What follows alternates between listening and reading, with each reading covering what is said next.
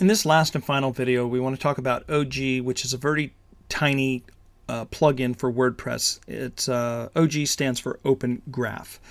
All you do is activate it. There's no configuration at all. You simply just go from deactive to active. So right now it's deactivated. Just click activate. That's all you have to do. So let me show you what this does.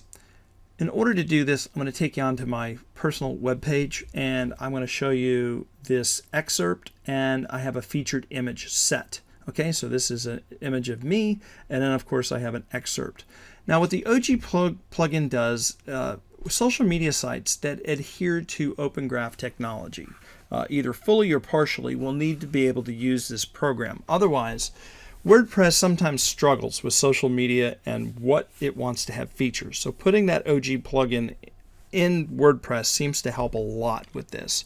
So for example, if I just type in davidsoden.com, and if I do HTTPS/ to make it a real web page. Anyway, as you'll notice, LinkedIn uses my image, okay? And it doesn't use anything from the excerpt. Now, if I come over here to Facebook and I try to make a post, it does use the picture, but it also uses the excerpt on that. So you'll see over here, it says Agile, Scrum Master, IT Leader, blah, blah, blah. And that's what I have here. It doesn't put everything that I have in it. It simply only takes advantage of the first few lines. So all of this was made possible because of that OG plugin. So if you're struggling with social media to get things to show up correctly, try installing and activating the OG plugin that's part of this Quickstart kit.